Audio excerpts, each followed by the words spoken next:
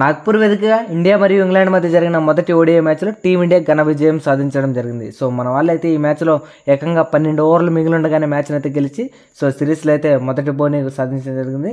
So ఈ మ్యాచ్లో అయితే శుభ్మన్ గిల్ 87 రన్స్తో man of the match award అయితే గెలుచుకోవడం జరిగింది. సో అతనికి తోడుగా శ్రేయస్ అయ్యర్ కూడా ఎక్సలెంట్ పర్ఫార్మెన్స్ ఇచ్చాడు. మిడిల్ ఓవర్స్లో మనకైతే ఆ గేమ్ని అయితే చాలా ముందుకు తీసుకెళ్ళాడని చెప్పుకోవచ్చు. సో అతనికి తోడుగా అక్షర్ పటేల్ కూడా తన హాఫ్ సెంచరీ కంప్లీట్ చేసుకోవడం జరిగింది. సో ఈ ముగ్గురు బ్యాట్స్మెన్ కారణంగా మనం అయితే గెలవడం జరిగింది. సో ముందుగా మన టీమిండియా అయితే టాస్ అయితే ఓడిపోవడం జరిగింది. సో ఇక్కడైతే టీమింగ్లాండ్ అయితే చిన్న గ్యాంబ్లింగ్ తీసుకున్నారు. సో మనం అయితే ప్రివ్యూ వీడియోలో మాట్లాడుకున్నాం. సో ఈ గ్రౌండ్లో చేజింగ్ చేయడమే ఈజీ. సో మన ఇంగ్లాండ్ అయితే మొదటగా బ్యాటింగ్ చేసుకున్నది. ఇంకా ప్లేయింగ్ లెవెల్ విషయానికి వస్తే మన టీమిండియా తరపున బోత్ యశస్వి జైస్వాల్ అండ్ హర్షిత్ రాణా అయితే డెబ్యూ చేయడం జరిగింది. సో ఇదైతే చాలా షాకింగ్ విషయం అని చెప్పుకోవచ్చు. నేనైతే యశస్వి జైస్వాల్ డెబ్యూ చేస్తాడని అనుకోలేదు. సో ఇక ఈ మ్యాచ్లో విరాట్ కోహ్లీ అయితే ఆడటం లేదు. సో తనకైతే ఇంజరీ కారణంగా అయితే ఈ మ్యాచ్లో ఆడలేదు. సో అతనికైతే మోకాలు నొప్పి ఉండటంతో ఈ గేమ్లో అయితే మనం అయితే మిస్ అయ్యాం విరాట్ కోహ్లీని. సో అలాగే హర్షదీప్ సింగ్ కూడా ఈ మ్యాచ్ అయితే అవైలబుల్గా ఉన్నప్పటికీ అతను అయితే ప్లేయింగ్ లెవెన్లో పిక్ చేసుకోలేదు. సో నేనైతే ప్లేయింగ్ లెవెన్లో ఉంటాడనుకున్నా.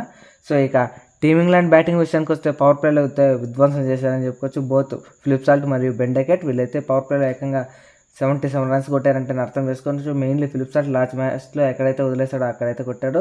మెయిన్లీ హర్షిత్ రాణా వేసిన 6వ ఓవర్లో గేమ్ చేంజర్ ఓవర్ అని చెప్పుకోవచ్చు. మొత్తం ఓవర్లో 26 రన్స్ కొట్టాడు ఫిలిప్ సాల్ట్ ఒకటే. సో ఆ ఓవర్ కారణంగా టీమింగ్లాండ్ అయితే పవర్ ప్లేలో మంచి స్టార్ట్ దొరికింది. సో టీమింగ్లాండ్కి. సో 8వ ఓవర్లో ఫిలిప్ సాల్ట్ వికెట్ 8వ ఓవర్లో ఫిలిప్ సాల్ట్ వికెట్ పడిపోయాక 9th ఓవర్లో Harshit Rana back to back wickets తీశాడు. బోత్ డకెట్ మరియు హ్యారీబ్రూక్ వికెట్ తీయడంతో టీమింగ్లాండ్ అయితే బ్యాక్ ఫుట్లోకి వెళ్ళిపోయింది. సో అప్పటికి టీమింగ్లాండ్ కెప్టెన్ జాస్ బట్లర్ అలాగే జాకోబ్ బెథెల్ లాంటి ప్లేయర్స్ అయితే హాఫ్ సెంచరీస్ కంప్లీట్ చేశారు. సో మిడిల్ ఓవర్స్లో వీళ్ళైతే ఆ టీంకి అయితే ఆదుకున్నారని చెప్పుకోవచ్చు. వీళ్ళిద్దరికి బ్యాటింగ్ కారణంగా టీమింగ్లాండ్ అయితే 248 కొట్టడం జరిగింది. సో టీమింగ్లాండ్ అయితే మంచి స్కోర్ కార్డ్పై పుటప్ చేసిందని చెప్పుకోవచ్చు. వీళ్ళైతే మంచి పర్ఫార్మెన్స్ అయితే ఇచ్చారు. సో వీళ్ళైతే మన టీమిండియా బౌలర్స్ అయితే ఎక్సలెంట్ పర్ఫార్మెన్స్ కారణంగా వీళ్ళనైతే తొందరగా ఆల్అౌట్ చేసేసారు. సో వీళ్ళని ఆల్అౌట్ చేయడంతో మన టీమిండియా అయితే స్కోర్ కార్డ్ తగ్గించారని చెప్పుకోవచ్చు. ఇక మన టీమిండియా విషయానికి వస్తే మన వాళ్ళైతే ఎక్సలెంట్ ఫామ్లో ఉన్నారని చెప్పుకోవచ్చు. ఇంకా బ్యాటింగ్ విషయానికి వస్తే పవర్ ప్లేలో మనం అయితే బ్యాక్ టు బ్యాక్ ఓవర్స్లో బ్యాక్ టు బ్యాక్ వికెట్స్ అయితే కోల్పోవడం జరిగింది. సో బోత్ యశస్వి జైస్వాల్ అయితే రోహిత్ శర్మ అయితే మనమైతే కోల్పోయడం. సో రోహిత్ శర్మ వికెట్ అయితే మనమైతే మళ్ళీ నిరాశ చెందాం. సో అతనైతే తన పూర్ ఫామ్ని అయితే కంటిన్యూ చేస్తున్నాడు. ఇక తన వన్ డౌన్లో వచ్చిన శుభ్మన్ గిల్ అయితే ఎక్సలెంట్ పర్ఫార్మ్ చేశాడని చెప్పుకోవచ్చు. అలాగే తనకు తోడుగా శ్రేయస్ అయ్యర్ కూడా ఎక్సలెంట్ పర్ఫార్మ్ చేసి టీమిండియా గెలవడంలో కీలక పాత్ర పోషించారు. సో మెయిన్లీ మనం మాట్లాడుకోవాల్సిందే శుభ్మన్ గిల్ అని చెప్పుకోవచ్చు. ఒకవైపు యాంకర్ ఇన్నింగ్స్ ఆడుతూ టీమిండియా ఒకవైపు అయితే గట్టిగా నిలబడిపోయాయని చెప్పుకోవచ్చు. సో అతని బ్యాటింగ్ కారణంగా మన టీమిండియా అయితే చాలా ఫాస్ట్గా స్కోర్ని అయితే అందుకోవడం జరిగింది టీమింగ్లాండ్ పెట్టిన టార్గెట్ని. సో అతనికైతే మధ్యలో క్రాంప్స్ వచ్చినప్పటికీ అతనైతే ఎక్సలెంట్ పర్ఫార్మ్ చేశాడని చెప్పుకోవచ్చు.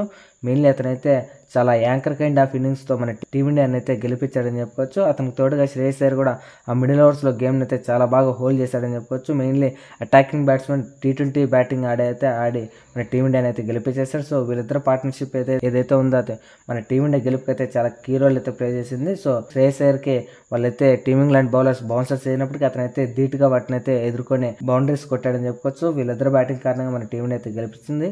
సో అలాగే అక్షర్ పటేల్ కూడా ఎక్సలెంట్ పర్ఫార్మెన్స్ అయితే ఇవ్వడం జరిగింది ఈ మ్యాచ్లో. మనం అయితే అతని నుంచి అంత పర్ఫార్మెన్స్ అయితే ఎక్స్పెక్ట్ చేయలేదు. సో అతనైతే మిడిల్ ఓవర్స్లో నెంబర్ 5లో సో వీళ్ళ పార్ట్నర్షిప్ కూడా చాలా శుభ్మన్ గిల్ మరియు అక్షర్ పటేల్ మధ్య పార్ట్నర్షిప్ కూడా ఎక్సలెంట్ పార్ట్నర్షిప్ అయితే నెలకొవడం జరిగింది. సో వీళ్ళు బ్యాటింగ్ ఆడేంతసేపు టీమింగ్లాండ్ కెప్టెన్కి అయితే ఎక్కడా ఛాన్స్ అయితే లేదు. సో అతనైతే తన శతవిధాలుగా ప్రయత్నించినప్పటికీ అతనైతే ఏం చేయలేకపోయాడు. సో ఎప్పుడైతే గేమ్ 20 ఓవర్స్ దాటిందో స్పిన్నర్స్ అయితే ప్లేలోకి వచ్చారనమాట. బాల్ అయితే విపరీతంగా టర్న్ అయింది. సో మనం అయితే ఆదిల్ రషీద్ బౌలింగ్ వేసేటప్పుడు చూసాం బాల్ అయితే చాలా బాగా టర్న్ అవుతుంది. సో జోఫ్రా ఆర్చర్ కూడా మిడిల్ ఓవర్స్లోనే వచ్చాడు వాళ్ళైతే మ్యాచ్ వికెట్ కోసం. సో అతనైతే చేయలేకపోయాడు. So Jacob Bethell Shreyas Iyer wicket తీసి మంచి స్పిన్ అటాక్ అంత ఘోరంగా పర్ఫామ్ చేయడం వల్ల వాళ్ళైతే ఈ మ్యాచ్లో ఓడిపోయారు. సో వాళ్ళ పార్ట్ టైం స్పిన్నర్స్తో ఎప్పటికీ వాళ్ళైతే గెలవలేరు. సో ఫుల్ టైం స్పిన్నర్స్ ఉంటేనే మ్యాచ్లో మనం ఎక్సలెంట్ పర్ఫార్మెన్స్ అయితే ఇవ్వడంతో బౌండరీస్ కొట్టడంతో మనం అయితే ఈ మ్యాచ్ని సునాయాసంగా గెలవడం జరిగింది. సో చివరిలో అయితే ఎక్సలెంట్ పర్ఫార్మెన్స్ ఇచ్చారని చెప్పుకోవచ్చు. బోత్ హార్దిక్ పాండ్యా అలాగే రవీంద్ర జడేజా వీళ్ళ బ్యాటింగ్ కారణంగా అయితే మనం అయితే మ్యాచ్ని అయితే గెలవడం జరిగింది.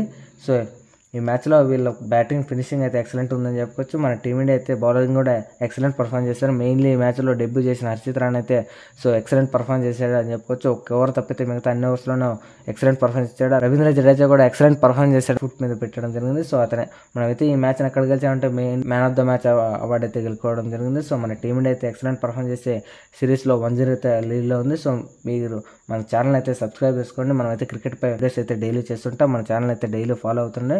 సో సబ్స్క్రైబ్ చేసుకోండి, అలాగే వీడియోని లైక్ చేయండి. So thank you for watching. Have a nice day.